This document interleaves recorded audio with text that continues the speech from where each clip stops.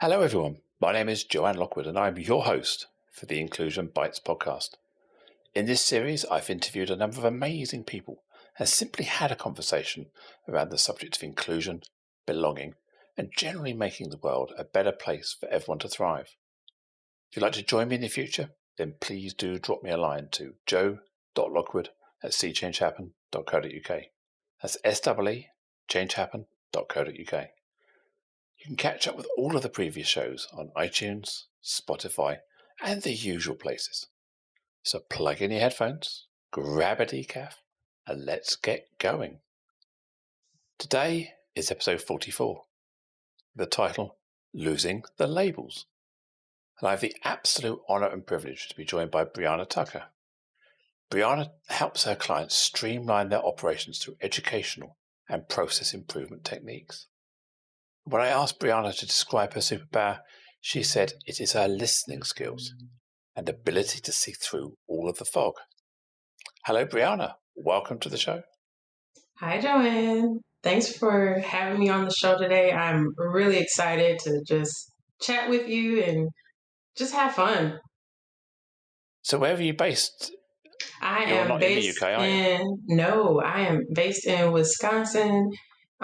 Actually, I am probably 30 minutes from a major city, Milwaukee, and it's absolutely beautiful outside, which is rare for us because it's usually cold. We don't really get summer.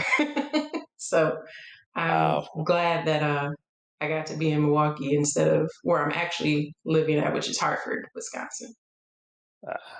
Well, in the UK, we have rain, we have sun. We don't get much sun, then we get more rain and a bit of wind. So weather for us is variable. And I think we've had about, in the middle of our summer, we've had 3 days of heat. That's our summer. So we're making well, the most then of it. I could probably survive over there because it's about the same here in Wisconsin. Excellent. So when we were chatting earlier, we settled on the title of this podcast of losing the labels. Tell me about why that's passionate for you. Yeah. So my experience as a woman of color in Wisconsin has been crazy. There's often times so much pressure on us to act a certain way, respond a certain way, look a certain way. And with that, there's so many labels of what's good versus bad, what's derogatory versus what is positive. Even, just defining what derogatory is, it's just so complex that it gives you this uneasy feeling and this anxious feeling of what am I doing wrong now?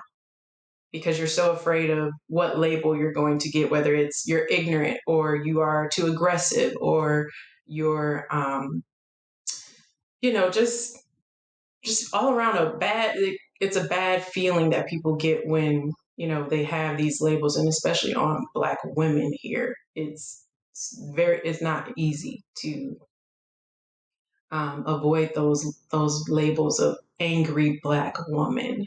And so you go through so many different trainings and courses on how to walk, talk, wear your hair, what makeup to wear, how to wear your makeup, what jewelry to wear, even how to enunciate your words in a particular way. So, it would be life changing to have that moment to not be defined by any one thing and just being able to be yourself unapologetically. Wow. Do you think it's? You said as a Black woman. Do you live in a mainly white district or white town? Well, the town I'm in now is predominantly white. Believe it or not, we have a lot of diversity in Milwaukee and especially Madison and probably even the Appleton area as well. But people don't really talk about it because it is a predominantly white state. But there's so many disparities with the income that the only thing people hear about Wisconsin is how racist we are. But we do have tons of diversity here. It's just, unfortunately, nobody knows about it because they only hear about that bad label of the racist state. I never heard that myself. Really? Wow. That's a surprise. No, That's like no. everybody, whenever you say you're from Milwaukee, there's two things you hear. There's Black people there And then you also hear, isn't that the most racist state and city in the world? And I'm like, well, I don't know if it's in the world, but I know that we are very segregated, but no different than any other state or city. So you're kind of middle America, that this that in that zone. Is that right Yeah. in the is that right in the red zone Yep. politically, is it? Yeah. Exactly. So we're usually one of the states that makes that final decision, or we have a very high influence on how things go, especially during the presidential election. Hmm. So is there a lot of poverty in your area, or is it a working So in the class? city I live in now, there is not a lot of impoverishment, but in the city of Milwaukee, yeah, definitely. But it also is siloed to certain zip codes in certain areas. Like you can literally drive down the street and see the transition of impoverishment to, an affluent area just by driving down one block, you know, in the same direction. And those districts aren't just black districts, or there are white areas of impoverishment as well, are there? Um, Not as much, honestly. It's mainly minorities. And that's just not black people. That's Hispanics and the Hmong community. It's minorities in general. Wow. So you talk as a black woman intersectionally that, yeah, a lot going on in terms of your life and your history and your background. Yeah. It, how much do you think you're influenced by being black versus being a woman, or do you think there's equal oppression going on both parts? Well, I guess for each person, it's different. For me, I can say that I've felt more oppression from my blackness than I have from being a woman. Um, Being a woman has been actually a bonus in some situations because people want that, again, a label of being diverse. And so they love the fact that I am a woman, but my blackness intimidates them. And that's a word that's often used when it referring to especially people of color in general. Hmm. So you think there's a lot of white fragility where people are kind of scared of having their privilege challenged and Yeah. threatened by the presence of black people? Oh, Is that the yeah. culture? Well, and I can't say that that's necessarily the culture, but that's definitely something that you feel as a person of color here in Wisconsin. You you go through different experiences where people blatantly tell you and show you why they don't like you, and usually it's because of the color of your skin. So it's not subtle racism; it's overt and in your It's face. overt. Yeah, I've gone on interviews in which the managers have called me back after the interview and told me we don't hire your kind here. So yeah, it's blatant. It's not covered up in any way, shape, or form. They are very direct. And it depends on the company too, right? Like, that's not the experience with everything, but in most cases, for myself, I've had people blatantly tell me, or even when I went to college, I'll never forget my advisor told me that he was not going to waste his time on me because I was a black female. And the only thing that was going to happen is I was going to drop out and have a whole bunch of babies and lay on my back. So he was wasting his time by trying to encourage me to become an engineer. So yeah, it's blatant. It's raw and direct. And so if you don't have tough skin, it'll kill you This emotionally. is this is 2020. This is not Rosa Parks. This is not 1950s, is it? No, no, exactly. This shit still happens. Yes, Wow. yes, I mean, when we talk about racism in the UK, a lot of it is more systemic and structural rather than in your face. I'm not saying in your face doesn't happen, right.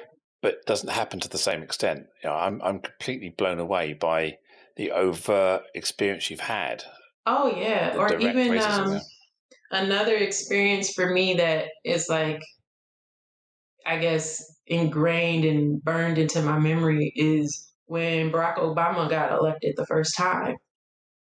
There was a group of white supremacists driving next to me as I was on my way to visit a friend to celebrate, that Barack Obama had won the election, because that was a huge deal here in the United States or just anywhere in general. And the cops helped the white supremacists try to tip over my car. And my car actually did tip over on two wheels, but thankfully, I don't know if it was the wind or whatever, but it knocked me back onto all fours, and I was able to speed up enough that I could kind of disguise myself in traffic, and that's the only reason why I'm still here. But it's blatant. It's not. It's not hidden at all. There's no buffer in most cases. I'm really struggling to find words. This is a new concept to me. I mean, you hear about it, you see the press, especially in the wake of George Floyd's murder, Right. and some of the riots. Was it the Tulsa? I saw some stuff on Tulsa and the massacre Right. there, and I've never heard a conversation with somebody who is telling me like it is for them. This is eye-opening and ear-opening, and Oh, thank you. it's incredible. I mean, I don't mean that in a. It's incredible how powerful that is, and Yeah. and how I think coming from middle class United Kingdom, we're so buffered from this experience that you have, and it's just to us, it's kind of TV and Hollywood, and Right. it's real, isn't it? No. Yeah, it's very real. I mean, like I said in the beginning, there is an immense amount of pressure. And I can say that as, just from my own experience, um, where you are constantly living in a state of survival mode, where you're trying to figure out, okay, what do I do? Where do I go? How do I get there? Do I travel by myself, or do I have to travel with other people?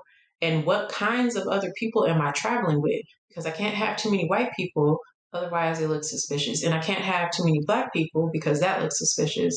So I have to have like a ratio of people around me that looks diverse so that I'm safe. And even then, I'm still not safe, because if I say something that feels or can be perceived as aggressive or intimidating, I still could lose my life. You say if you're with too many white people, that's also not safe. That's also not safe. Really? Because it depends on, one, who the white people are, where we're going, and some, like, I've had instances where, because I had a very unique experience growing up. My mother is an amazing person, and she was a teacher in the public school system for Milwaukee. And she placed my brother and I in private schools. And so when I went to high school, it was a predominantly white, affluent high school. And here I am living in impoverishment. So I got to see both worlds firsthand. And I will never forget the day that which was bad on my part, but I snuck out with my friends and we went to lunch off campus. And we got stopped by the cops, and the cops pulled me out of the car. And they told me that I don't belong with my friends. And so they tried to put me in the police car, and luckily, one of my good friends was like, no, she has to go back to school. She goes to school with us. And I had to show them my ID card just to show them that I really did go to that high school, because most people know that that's a very affluent high school. And once I showed him my ID card, he was like, yeah, just be safer next time. And then I got back in the car and we went back to school. So, yeah, it's very real. It's something that I don't know that a lot of people think of, because as a woman of color, it's something that we don't usually talk about. You just kind of live it and put all of these rules in your head of what should I do, what shouldn't I do, and hope and pray that it'll keep you safe to see the next day. But there's no actual confirmation that that will, because you do have situations like Brianna Taylor, and that hit me harder than anything because I'm like, Brianna Taylor is very close to the name Brianna Tucker. And how hard is that to know that even in my own home, I might not be safe? And that's the one place that I'm supposed to feel safe. And here I am living an experience where I am consistently thinking, praying, and just being strategic all day, every day to make sure that I don't do anything that may appear aggressive, rude, or too ethnic or urban is another phrase that they use here, just so that I can make it to see the next day and I can see my family and my loved ones. So it's very real and powerful even today. So a random knock at the door at night must have Freaks you. me the hell out. Yeah. It freaks me out. So you don't feel safe in I'm your home. You don't feel safe in your car. You don't no, feel safe on the street. You don't feel safe in a shop. no, and I can't tell you how many times. And actually, it's so bad to the point where you don't even acknowledge it yourself until someone else sees it. Because I was actually shopping with a good friend of mine, and she's white. And we were at a store, and the store clerks consistently followed me around. And I'm so used to it that it didn't bother me, but it bothered my friend because she was like, "Hey, what's going on? Why is this happening?" And I'm like, "Do you not see my skin? Do you not see what they see? They think I'm going to steal. They think I'm going to do something or destroy something because there's such negative images of people of color here that they don't trust us to just come into a store and shop." And that person consistently followed me, and then they called for the um, casual clothes security and police officer to follow me until we got out of the store. So it's all day, every day, to the point where you just do stuff naturally. It's not even a second thought anymore. This is so ingrained in the white mentality that white is good and black is bad. It's ingrained at the core, isn't it? This Yeah. is not a. This is not like a casual thing. This is like a No. real deep held belief that Yeah. they are better. You're worse. Yeah. Yeah. And like I said, I can't even say it's just black. Unfortunately, it's anything different. Hispanic or Yeah. Chinese Anything or different. Far East. Yeah. Anything different. So what Which about is other probably why. communities? The LGBT community presumably is different, is it? Yep. And here you have certain conservative cities that's not okay. You don't openly express your love to someone if you are within the LGBTQ community in certain cities because they will let you know that that's not appropriate according to them. So, yeah, it's So being anything black, different.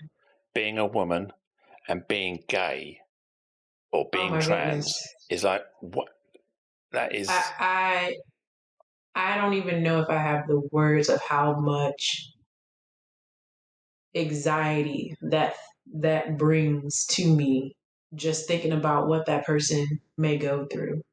Because especially when it comes to being someone that might be trans or gay, men and women get that horribly. Like they're isolated, they are spoken down to and just ridiculed, and they experience so much hardship just in general because that's not something that you are allowed to do. It's very conservative. So the people that are there that you believe to protect you, the government, the state, the No, police, they're not. no. They're institutionally part of the problem, aren't they? Yeah. Yeah. Like, no, I rely, and I'm sure I can say that for at least a lot of the people that I know, we rely on each other. I My first mind would never be to call the cops if I was in a bad situation. It would be to call certain relatives or, my mom or certain friends that I have. I would never call the police first. They would be probably the last people that I would call.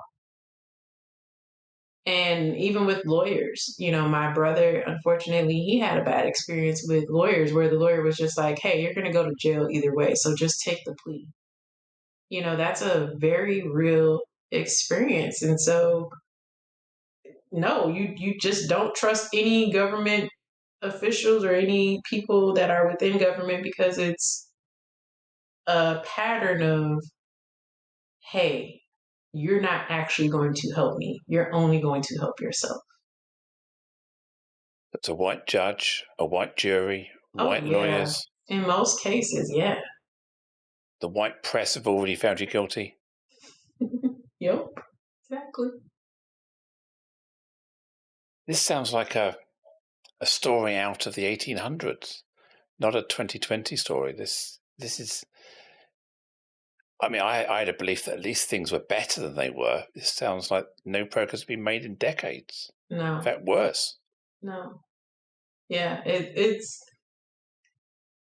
I will say, we saw a huge shift here in the United States. And it doesn't mean by any means that Trump influenced any of those things, but during his election time, people became more aggressive. Whereas prior to that, and actually, I would say even with Barack Obama, with how many threats he had to his life between those two presidents, we saw a huge influx of blatant racism being increased opposed to suppressed, and the way and the violence, the acts of violence is crazy. Like it's not necessarily that it didn't happen before those two presidents, but it definitely got worse during those three terms or whatever. So yeah, it just So it prodded that white fragility and gave them a common reason to fight back against the rising of black people or something. Is yeah, that how it seemed? yeah, How dare honestly. black people have rights? How dare black people dare to have a president?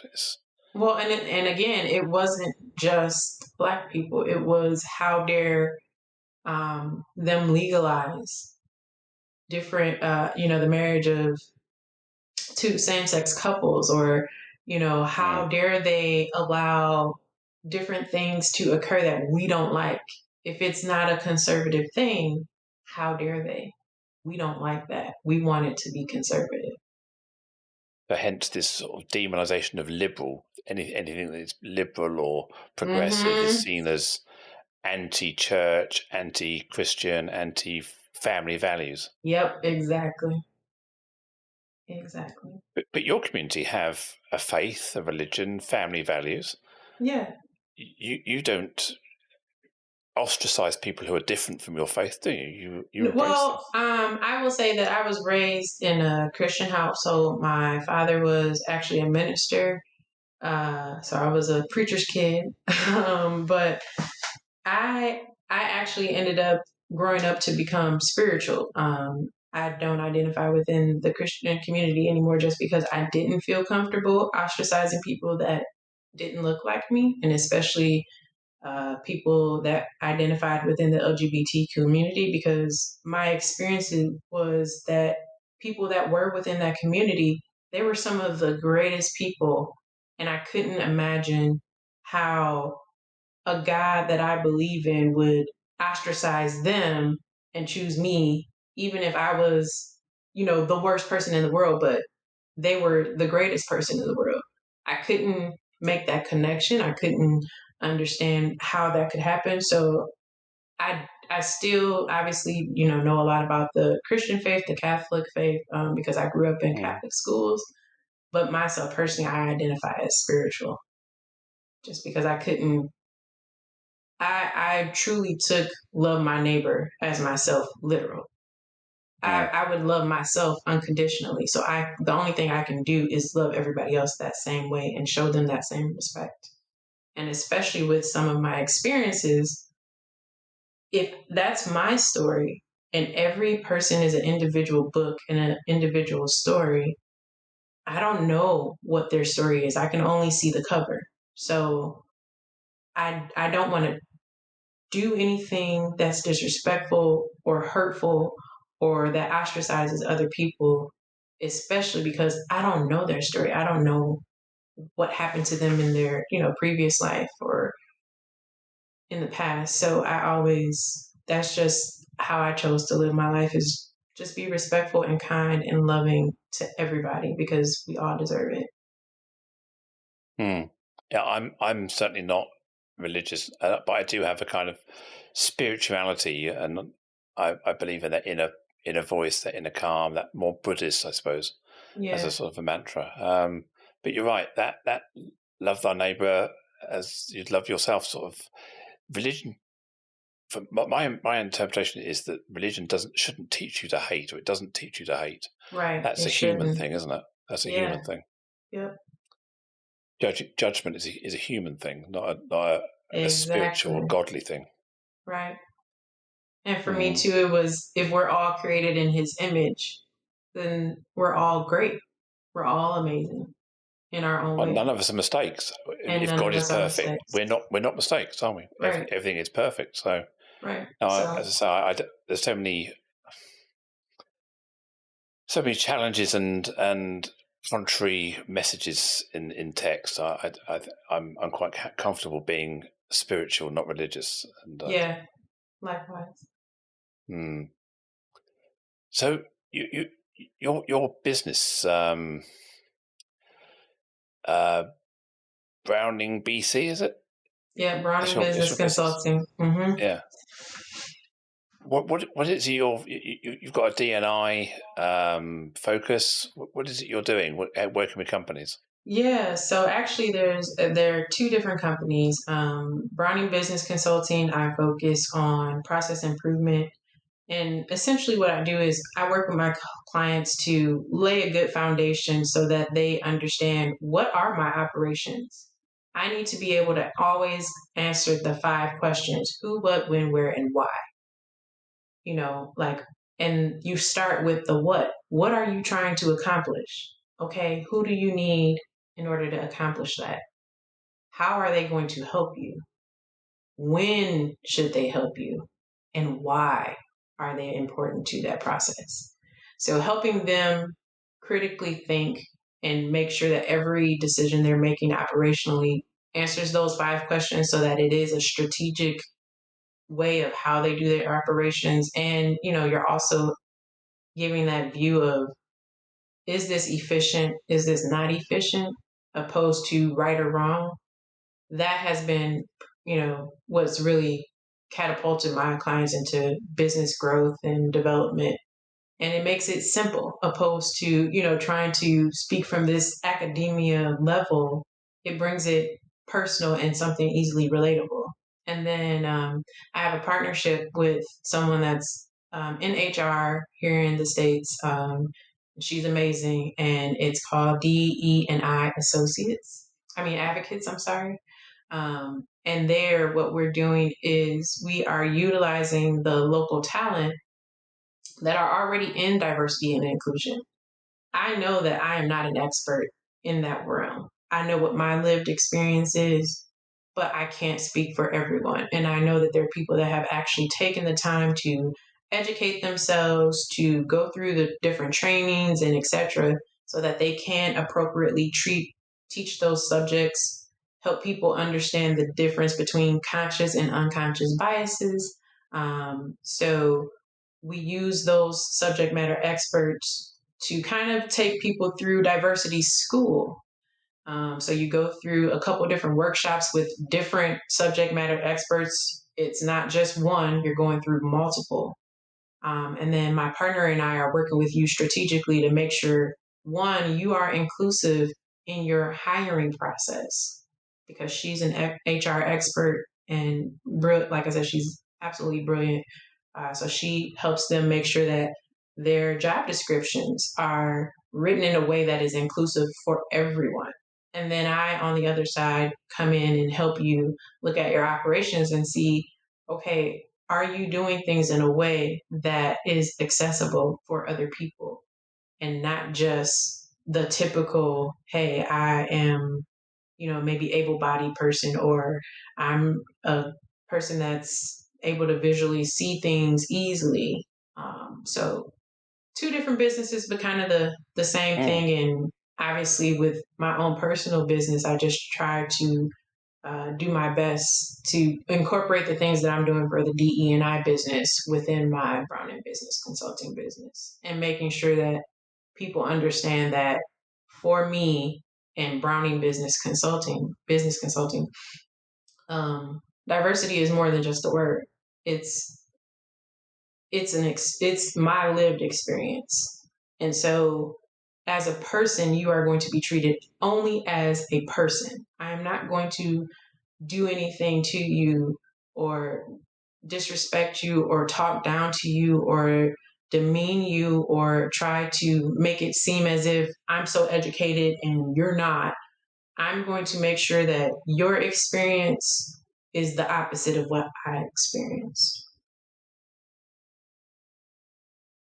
I love that you start with the what, because when I consult with clients around DEI, I always start with what are you trying to achieve? Yeah, And then next question I ask is, why does it matter to you? right. Because if you don't know what you're trying to achieve and why it matters, there's no point in embarking on the journey. You talk about the where, I talk about the direction of travel, the speed of travel. But unless you Yeah, know what you're trying to achieve, you never know if you've got there. right. So, and you have to understand why it matters to you as well as a business and as a person. So I think that's a great starting point, and I use that without putting it in the words you did, and it's very powerful to really root it in that what. What are you trying to achieve? Yeah, And then everything should fit into place. As you say, if you answer those questions in the right order, it right, starts fitting into place. Yeah. right. Well, because I noticed with my work as a employee, that in most cases we have a list of tasks, right? But we never really understand the whole story behind those tasks. We're just doing them. And so things aren't done efficiently because it's just like we're checking off a checklist and making sure things are getting done.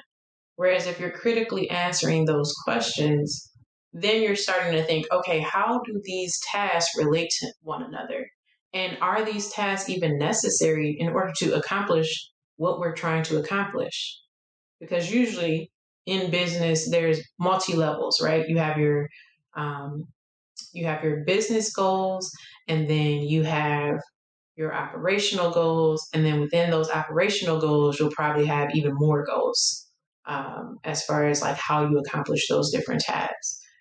And so when you break it down and you just start from the bottom up, because in most cases that's what people do, and you look at how everything relates to one another, you can see that domino effect of how this one task leads to everything else being accomplished. So I found that starting with, letting them look at their operations and analyzing how's everything getting done, who's helping you to get these things done, then that starts them on a path of starting to look at everything that they're doing, because they're putting it into practice, and then they're also able to see the benefits of, okay, I answered these 5 questions, and now I'm realizing that there's some things that I could probably clean up to make it more efficient. And it just, kind of naturally promotes that continuous improvement type environment. Do you ever get frustrated that you find yourself talking to the converted, the echo chamber, because the people you work with are already woke, they're already thinking in this way? Sometimes we actually want to bang their heads together with the people who aren't in the room, the people who aren't engaging, the people who aren't listening. Because generally, I'm sure that many of the companies you work with are already on the right path anyway. They're already thinking in that more diverse, more inclusive way. Yes. As far as diversity, yes, they are. As far as their operations, on the other hand, it's, you No, know, okay. it's a Still, little bit different because they're not answering those critical questions. They yeah. are kind of just taking it day by day and surviving. So, similar to me, they're just working each and every day. And most of my clients have been smaller businesses. So it's easier to control how diverse your company is. And to your point, yes, in most of the cases, my clients have been people that even if they don't want to have this super diverse culture, they are at least able to know that respecting that is important, and you have to do that in order to be my client because I won't Mm. tolerate anything outside of that. So yeah, like you said, to that point, I'm talking to people that already feel and acknowledge the same thing that I do as far as diversity, but we still got to clean up their operations. For sure. People often ask me, do I experience a lot of bias about my own identity in business and the world I work in? Right. And generally, I don't. The reason is because Interesting. people know who I am. I don't hide who I am. It's Okay. kind of right in my identity is right out there in the middle. So people who come to me because of who I am. So people who don't come to me maybe don't come to me because of who I am, but then I don't hear them. All I hear is the people who do want to work with me. So I have a very positive experience in life because I only ever work with people who want to work with me and they Right. come to me. So Right. I suppose that's a privilege I have is that by being professionally trans, it means I avoid that stigma of trying to hide it or cover it Right. or mask it. I'm out there front and center, and then that creates its own market. So I realized a while ago that I am privileged. I'm not a I don't have another role, if you like. I'm not an accountant. I'm not a Right. code developer. So trying to get on with that job whilst being trans, I have the privilege of being professionally trans, which means that's what you get.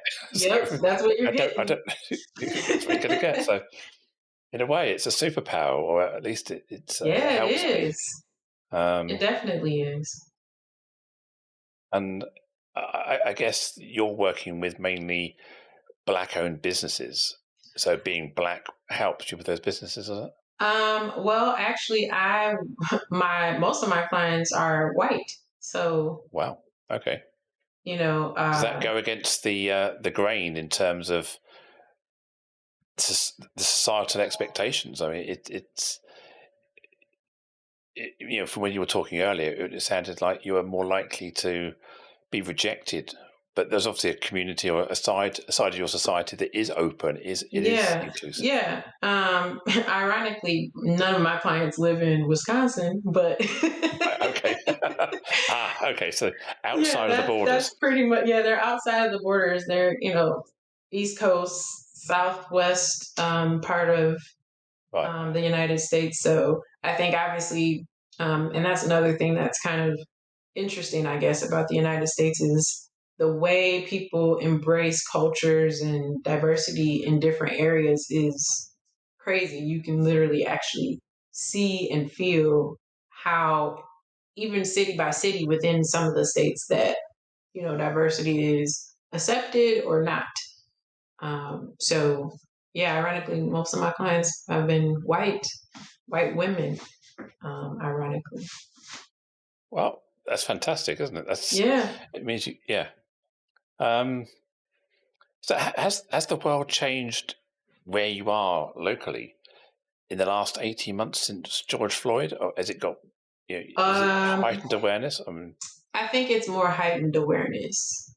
I mm, believe that more people are starting to acknowledge those experiences where prior to George Floyd and more so Breonna Taylor as well, uh, that it was kind of like you were saying earlier, where it's things that you feel like it just happens on TV. It's not something that actually happens to you. And I know that in Wisconsin, we've had um, other victims similar to Breonna Taylor and George Floyd. that have experienced that, and they've, sued the city and etc. So I think it's the awareness has become stronger. Mm. And there's obviously some people that still say, hey, you guys are making this up. But there's a lot more people saying, I don't even think I realized what was going on because I felt like this was just something in the history books. And they're taking those actionable steps to try to unlearn some of those unconscious biases that they didn't even realize they had. So it's Are been they both negative and positive, I guess.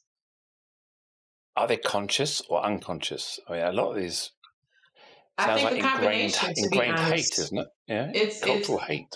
it's both. Mm.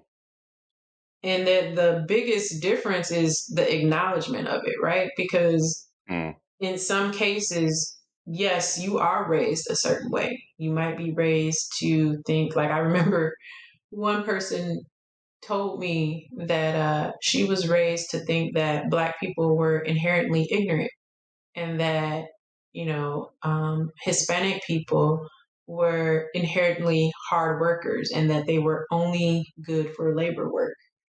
Um, and she didn't realize that that was something wrong. That's not something you should think about those people. You should just get to know them as individuals. Um, so she knew that that was there, but she also didn't understand how that thought or that bias affected the rest of her life and how she treated people. So it's a combination. Mm. Yeah.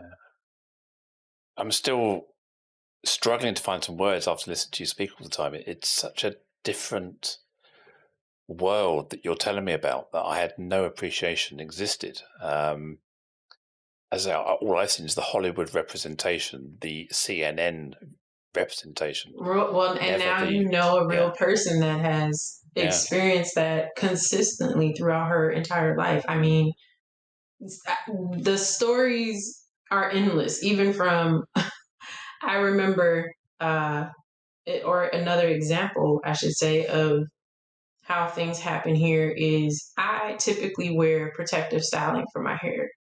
I absolutely love my hair. It's naturally curly, coily, brown hair, and it actually turns red too, believe it or not. And I had an experience where I wore my hair in its natural state. And a white woman thought that it was beautiful and tried to touch my hair. And I told her no. And basically, to make a long story short, I almost lost my job because I told her no. She reported me and said that I was, again, aggressive, rude, disrespectful, all because I wouldn't allow her to touch my natural hair.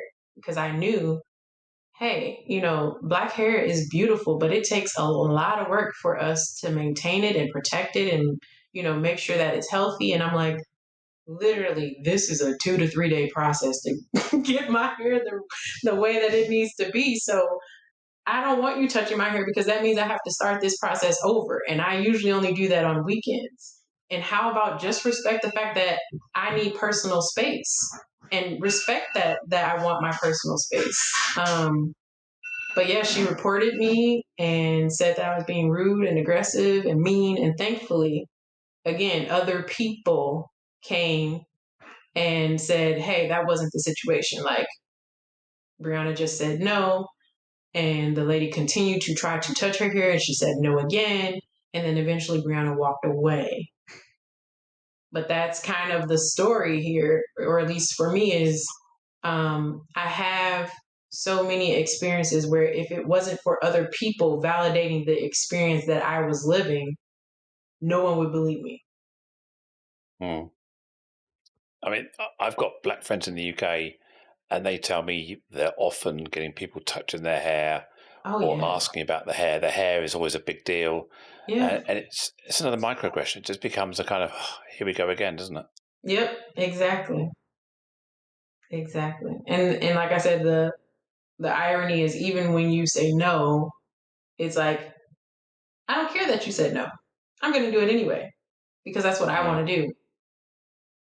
So you feel that you're having to comply and allowing white people effectively take over and tell you what you can and can't do, and they feel they've got rights over Yeah, you. exactly. That's exactly how it is. I mean, even like you said earlier, with even within the healthcare system or wherever, it's more of, hey, I'm the white person.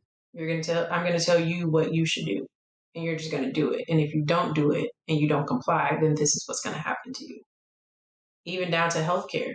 I mean, there's been instances where I've had to advocate for myself by hopping from doctor to doctor to doctor to doctor because, hey, this doctor over here said, no, that's not what it is. You're fine. You're allowed to tolerate that. Or no, you shouldn't get this because you're just trying to uh, get more drugs so you can sell the drugs or so you can take the drugs. So it's that constant, I'm going to tell you what you need, opposed to listening to what I'm saying and acknowledging that my experience or whatever I'm telling you is what it is for me.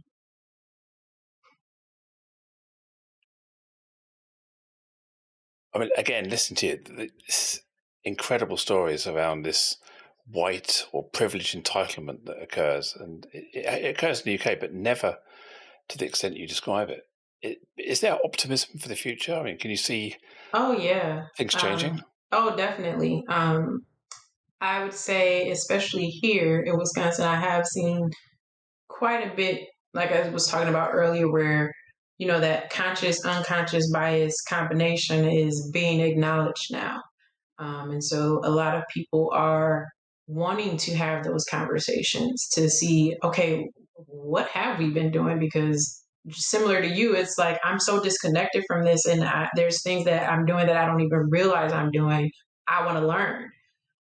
So I feel like between, you know, us all growing together and seeing different experiences and being open to have those conversations and just people willing to educate themselves as well, right? Like not relying on those minority uh, communities, even within LGBTQ. Like we're not going to rely on that community to educate us on how they should be respected. We're also going to do the research for ourselves and make sure that we're asking questions and not being afraid to ask those questions and have those tough conversations. But it's definitely starting to happen. And so I feel like, I may not see it in my lifetime, but I know that it's going to happen sooner than later because people are actively doing things now to try to make things better later. Even in Milwaukee, Even in Milwaukee, actively doing things now to try to make things better. A lot more different initiatives, a lot more auditing as far as like HR is concerned to see, are we truly diverse? Are we truly inclusive? Have we ever had any experiences where people felt isolated? There's more companies trying to incorporate holistic approaches to healthcare. So, including things like therapy sessions or support groups and, different groups to advocate for the rights of all humans. So, yeah, even here, I mean, they're baby steps, but even baby steps are good steps. They're all steps, they all count. yeah, I agree that we can all walk away from the problem, but we may not be able to change the world on our own, but Right. we can change the world around us. So if we Exactly. choose not to make a difference, then we're letting it pass for somebody else to take over. So I think we all got to be the one. And if we're all the one that makes a difference, then Yep. that difference becomes cumulative, doesn't it? And Exactly. that's what we can all do. Yeah, when people say, "What can I do?" You can change yourself. That's all that we can do. Exactly. Yep. Then we infect other people with this inclusion virus, Right. and Exactly. we spread it everywhere. Yeah, And the thing that I've learned to embrace too, even for myself, is being okay with knowing that you're not going to understand everything. I'm never going to understand what your life is like as a trans woman because that's not my lived experience. And even my experience to another Black woman's experience, I'm not going to understand that because that wasn't my experience. But I am open to, just hearing your story if you're willing to share, respecting your space and respecting your voice. And as long as we all just start there with, like I said, asking those questions, even if they're hard or even if they may not come out the right way, because that's the other big fear is that, hey, I might ask you a question that technically is inappropriate and I don't want it to be inappropriate, but I'm curious. I want to know. So kind of a two-way street, right? Where I'm willing to be open to have those questions and comments and conversations, but I'm also expecting you to do the same thing. And if we all kind of commit to just that basic thing, yeah, it can change tremendously. Yep. Do the work. Do the work. Do the work. You can do the work yourself. Yep. I agree. I think too often people put too much reliance on other people to do the education, to tell me where I'm going wrong. Right. I mean, YouTube, you can watch tens and thousands of hours of YouTube if you want lived experience, if you want to hear, if you want to ask a question. YouTube, Yeah. I mean, and believe it or not, there's so many shared stories similar to mine from all different communities on even something as simple as TikTok, which is 1 minute, in most cases. Or if you are a person that you love to read books, there are tons of educational books on, being supportive and breaking down those conscious and unconscious biases. So yeah, there's too many resources now for us not to take some onus on ourselves and do the work. Well, I can't believe we've been talking for almost an hour. That's incredible. Thank you so much. You made it so easy. I appreciate that. I know you were a bit worried at the beginning whether we could talk for an hour, but I knew we'd find some words. And yeah, I definitely was. I was completely freaking out because I thought, what the heck am I going to say? And to such a audience that has heard so many great speakers prior to me, it was like, man, this is pressure. The anxiety. But it was amazing. I think you're right up there on the people I've interviewed, and this is right up there in terms of personal impact. This is right up there. I feel moved. You've almost reduced me to tears on a couple of occasions. So yeah, you have made me the one who has learned from this, and I really goodness, value thank you so much. I value what you said so much, and you are way too kind. I'm just sharing my story so that other people know that they're not by themselves because we don't talk about it, and that's part of the problem. So even if someone listening to my story that opens up, because I'm sure even in the UK, people just probably haven't shared their story because it's so taboo to do. So even if maybe they listen to it and they become more brave to let their voice shine, that in and of itself is huge to me. And I appreciate you just saying that and acknowledging my experience. So thank you. Thank you. How can people get hold of you if they want to find out more? Sure, they can reach me. I am on Instagram, Facebook, and LinkedIn. My username on all three platforms is BBiz, B-I-Z, Consulting. And my website is actually the same. It's bbizconsulting.com. Fantastic. I'll put those in the show notes that they're there as well. Thank you so much.